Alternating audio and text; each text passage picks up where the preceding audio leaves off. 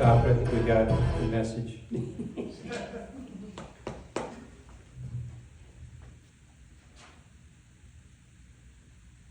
I was born in 1950. Beginning in 1952, Isaac Asimov, one of the premier science fiction writers of the 20th century, began publishing the Lucky Star series of books designed for adolescents under the pen name Paul French. As soon as I learned to read, I became absorbed by these books.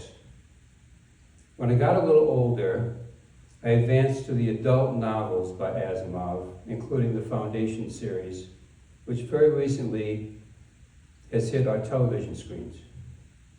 My preoccupation with science fiction opened many doors for me, preparing me to cast aside some of the deeply held beliefs of my childhood. As just one example, if Yahweh created the entire universe, why would this otherwise inconsequential planet be chosen as his special project? And more importantly, if there were sentient beings living on other planets orbiting other stars, why would Jesus incarnate as a Homo sapiens rather than some other sentient being? And what of those other sentient beings? What happened to them when they died? Was there a different heaven and hell for them?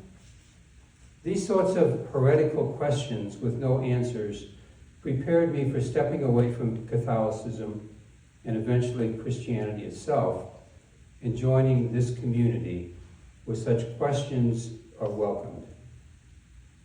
When Star Trek first aired in 1966, I was 15 years old, primed and ready for the series.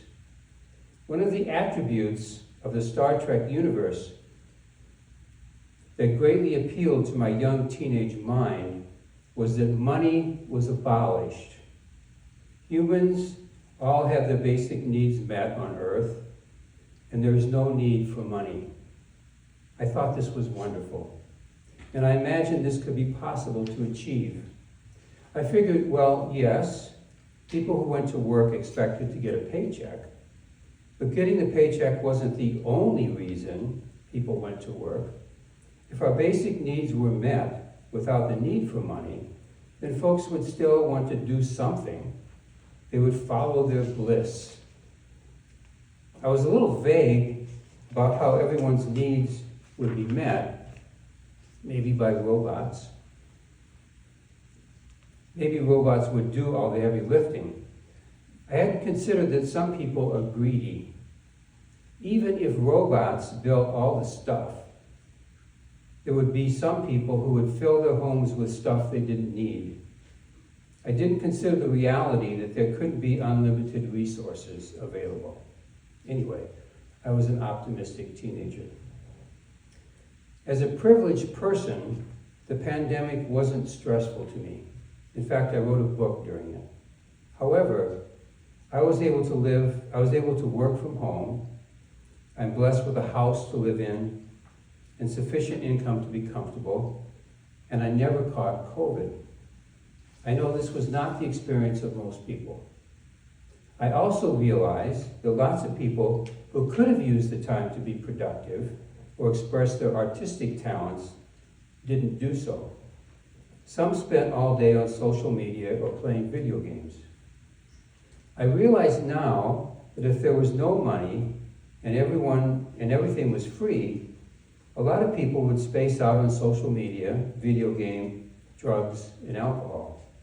By and large, our species is not as altruistic and reasonable as I thought we were when I was a teenager. I no longer expect we will eliminate money. We're stuck with it. If money was eliminated, we would end up recreating it. It's possible that someday we will have a universal basic income in this country, so no one is denied a baseline of survival, and I would heartily support that. There is currently plenty of money to go around. Most of it is held by the top 1% of the population. I support redistributing it. I like the idea of 100% estate tax. All that money can be used to give everyone a monthly income sufficient to survive. All your life, if you wish, you can try to make more money and get as rich as you can if that's your desire. When you die, it all goes into the fund.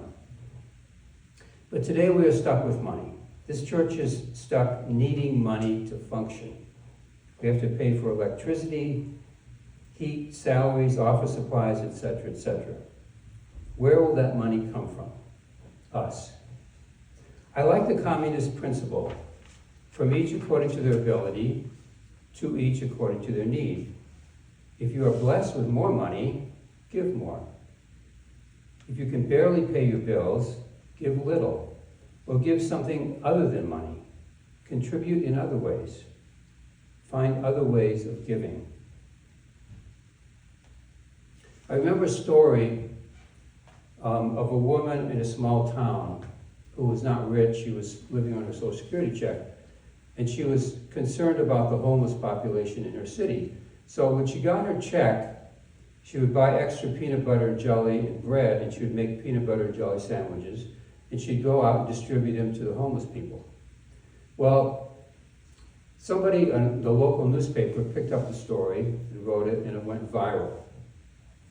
And so she started getting checks in the mail with people sending her checks saying, please, I want to contribute to your project. So what she did was, she very carefully read each letter, wrote a letter back to the person, and sent everyone the same message. And I quote what she said in the letter, very simply. She said, make your own damn sandwiches.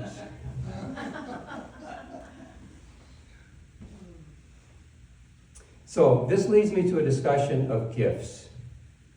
So the stories we've had this morning, the first reading, and the story about the rainbow fish. Baladoma Some, an elder of the Dagara people of Burkina Faso in West Africa, consulted with the UUA folks and shared his understanding of gifts from his culture. And it goes something like this. Every human being is born with a set of unique gifts. They are innate. You may not know what they are. Part of our task as humans is to discover them and let them shine forth for others, for the world. As we hone them, develop them, and express them, the world becomes a better place. Baladoma Some calls this our, quote, unique genius. So rather than thinking of certain people as geniuses, his idea is to think of everyone as a genius. Your genius is your determination to spread your unique gifts into the world. Sometimes we just know what our unique gifts are. More often than not, however, we need others to help us figure out what they are. Some of these unique gifts might be interpreted by the dominant culture as insignificant. The gift of sitting with someone and listening non-judgmentally. The gift of asking the key question at the most important moment. The gift of summarizing a long-spoken person's speech in a way that others can understand. The gift of greeting others. The gift of speaking clearly in the microphone. The gift of sharing a joy or a concern in church. The gift of reading the youth story on a Sunday, or finding the perfect story and asking someone else to read it. The gift of knowing when to be silent.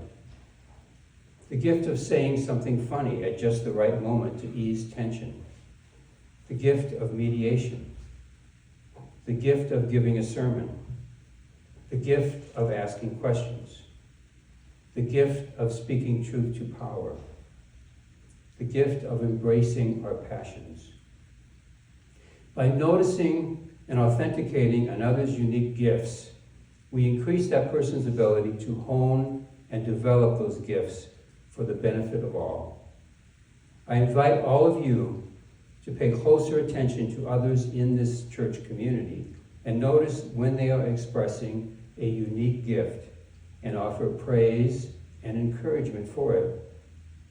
After today's service, all members will be asked to pledge your gifts for the coming fiscal year.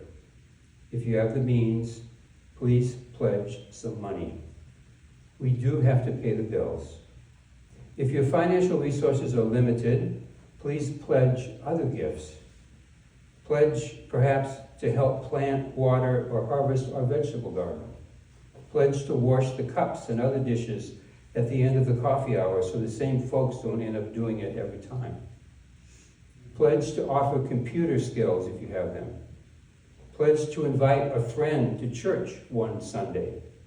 There are many other possibilities. Take time to consider what other ideas might make sense. We all need each other in order for this community to remain vital. We need everyone's unique gifts to prosper.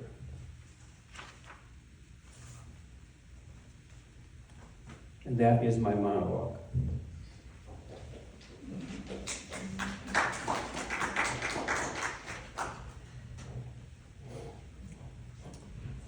And the closing song is number 118, This Little Light of Mine.